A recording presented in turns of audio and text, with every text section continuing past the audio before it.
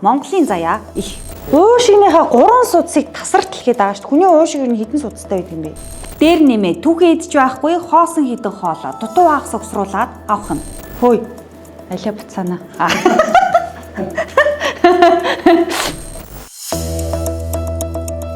Хулгай хийсэн хүнийг хард зогсоод хам хэрэгтэн болдог бол хүн алсан хүнийг хард зогсоод хамт чимдаанд хийлцэн хүмүүсийг Монголын шүүх цагаатглаа. Тусгай сангуудын хулгай, төмөр замын хулгай, хөгжлийн банкны хулгай, Офтек гэрээний хулгай, ковидын хулгай, нүүрсний хулгай, ногоо автобусны хулгай, тендрийн хулгай, одоо бүр нөөцийн махны хулгай. Энэ бүхнийг дааж таваад нуруунд дээрээ үүрч дүүрээд гарч яваа Монголын заяа их. Өвөлдөө түлэг түлшгүй, халах халаалтгүй, анивчих тоггүй, зундаа усгүйч боржин боржууртай. Сая төгрөгөөр сар идэх махаач авч хүрэхгүй авдаг хитэн цаас болсон ч цаасан дээрх мега хотуудтай Монголын заяа их. Яс булаалцсан ноход шиг хідэн их найд хідэн 100 сая долларын хулгайгаа чинийх минийх гэж булаацалдаж байх хооронд ахуй төр ард түмний аж амьдрал сөхөрч байна. Даваа гараг болсон байна. X шоуд тавтай морил. Ард түмнийхээ ахуй амьдрал, амин зуулга, аяхтай хоол руу хүртэл орсон хулгай асуудалд ерөнхий сайд учрал хариуцлага тооцлоо. Ямбаатрыг ажлаас нь чөлөөлж, дээрээс нь тусгай ажил хийсэг байна. Наад төслүүдийн, тендрийн, нийслэлээр болсон бүх үйл явдлыг нэг бүрчлэн шалга. Энэ үг жишээ. Мах магнаг болж килограмм тутамдаа 20-30 мянган төгрөгөөр нэмэгдэж 20 мянгаас 30 мянга хүрч иргэдийн худалдаа авах чадварч шалгаар унаж цагтаа сая төгрөгөөр өвлийн идэж авдаг байсан бол одоо сая төгрөгөөр сар идэх махаач авч чадахгүй байгаагаа иргэд учирлаж байна. Би өөрөөсөө баг. Би Монгол хүн, би амьд явах хэрэгтэй. Би өвс идэж уусах болохгүй шүү дээ, тийм үстэй. 126 луурчин байх гэсэн. Одоо хараа та нарын махны үн хар, талхны үн хар. Амьдрахт хэцүү байж тээ. Хэд тэтгэр гэж. Би нэг 100 гар тогтоос одоо нэг 680 авахтай гот. Тэгээд нэг хоньны мах аавна гэхгүй хэцүү. Нөөцийн махаа нөөцөлж чадаагүй 2500 тонн нөөцийн мах хайчуу гэх асуулт гарч хотын даргаыг үүрэгт ажиллаас нь чөлөөлсөн.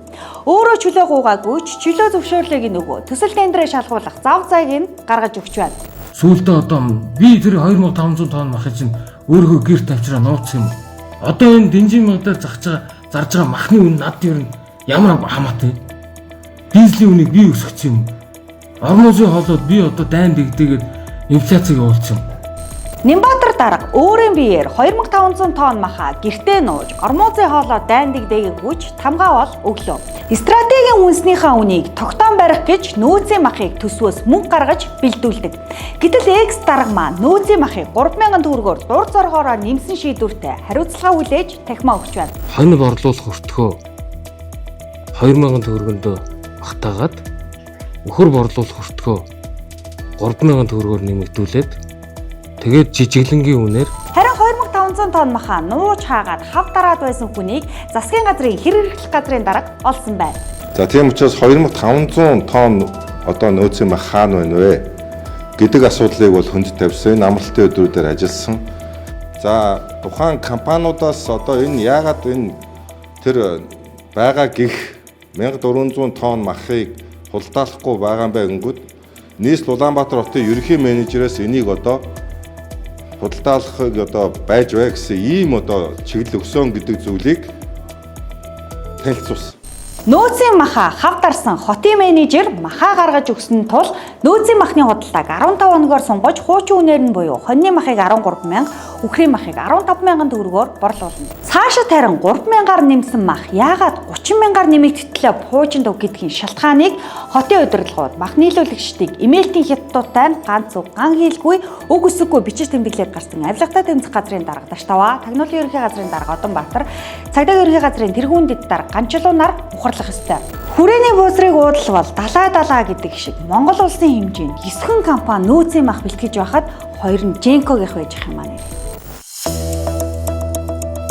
Газрын наймаачдын арга зал нарийж Таиландын Вант улсын өргөмжит консулын офис орон сууцны барилга гэх дипломат гэрээ хэлцлээр хотын төв нүдний гин болсон хүүхдийн тоглоомын талбайгаас хумсалж хулгайлж байна. Энд нэг жоохон хүүхдийн тоглоом байсан. Тоглоомын талбай. Тэгсэн чинь юу гэсэн гэвэл Таиландын Вант улсын өргөмжит консулын орон сууцны барилга энтэр гэж гадны дипломат төлөөлөгчийн газрын нэр барьж шаажсан. Одоо бизнес болоо шаацсан энэ араа. Үйлчлэгээний талбай борлуулалтын алба гинэ. Айлчин гийчнээ хүндэлдэг, Монгол хүний зочломтгой занг ашиглаж, хүүхэд нэлхсийн тоглодог, өтгөс буурлын сэлгэлдэг талбайг мурааж буулгаж аваад, бетон зоож 12 давхар хүртэл каркас босгож орхиод, үйлчилгээний талбай орон сууцны захиалга авч ашиг хонжоо ирж яваа улсыг юу гэж ойлгох вэ? Нээлттэй мэдээллийн сангаас харахад тухайн газрыг лав гэх хэрэгэн эзэмшдэг. Харин барилгыг 2017 онд байгуулагдсан Тансаг барилга констракшн гэх барилгын засвар хийх, барилгын материал худалдаалдаг компанид барьж байна. Ер нь консулын газар юу хийдэг вэ? Офис, орон сууц бариад зарж тамалдаг, түгээсэлж хүсэлдэг газар уу? Газрын тосны үйлдвэрийн шавыг 2018 онд тавьсан ч ашиглалтанд орох хугацаа нь 2023 оноос 2025, 2027 он гэж хойшлогцоор хамгийн сүүлд нь 2028 онд товлогдсон ч адаг сүүлд нь хончгүй боллоо. Дээр нэмээд түүхий идэж байхгүй хоосон хідэн хоолоо дутуу хагас угсруулад авах нь. Бүгд найрамдах энэтхэг улсын экспорт импортын банк хоорондын зээлийн хилцээрээр 1 тэрбум ам долларын хөнгөлөлтөө зээлийн санхүүжилтээр газрын тос боловсруулах үйлдвэр байгуулах төслийг хэрэгжүүлэхээр шийдвэрлсэн ч жилээс жил төсөв төртг нь хэдэн зуун саяар нэмэгдсээр сүүлдээ 1.7 тэрбум ам доллар болсон. Энэтхэг инженерүүд Гямлаа улсыг даваад Монголд нефтийн хоолоо угсарсан ч өнөө хоолоогоор нь явуулах түүхийд газрын тос нь нөөцгүй болсон тухай эмзэг мэдээг нээгдээг үйлдвэрийн дарга Алтан цэцэг ярьлаа. PetroChina компани 2 газрын тосны ордын тосыг боловсруулахаар концепцтэй байхгүй. Хамгийн эмзэг асуудал ч наач очоод шүү дээ. Энэ арай хийж барьсан тийм үү үйлдвэр. Энэ чи ганцхан бид нар ард нь чи энтхийн засгийн газар харж байна. Тийм ээ энэ олон хүний хүчин чармайлтаар босч байгаа үйлдвэр одоо юу түүхий дээр дутагдах гэхээс бид нарт үнэхээр санаа зовж байгаа. Түнш шатхууна өөрсдөө үйлдвэрлэдэг болж хармаа өрөөнөөс гарах монголчуудын алс холын мөрөөдөл үгүй болж байна. Одоогийн төсвөр 1.7 тэрбум доллар буюу 6 их 80 шахуу төгрөгийг монголчууд та бид хүүтэн эргүүлжтүүлнэ. Харин хоосоо хоолоонуудаар дамжин нэм сайд Орос ах нараас түүхий тос авчирч явуулах юм байна. Газрын тос гэдэг бол өөр тоглоом, үнэтэй тоглоом. Дунд хугацаанд Орос улбаны улс болон бусад улс орнуудаас түүхий тос авчирч энэ үйлдвэрийнхээ түүхий эдийг Монголынхтойгоо хамтруулж хийх юм төлөвлөлтийг хийгээд ажиллаж байна. X шоутай хамт байсан эрхэм үзэгч та бүхэндээ баярлалаа.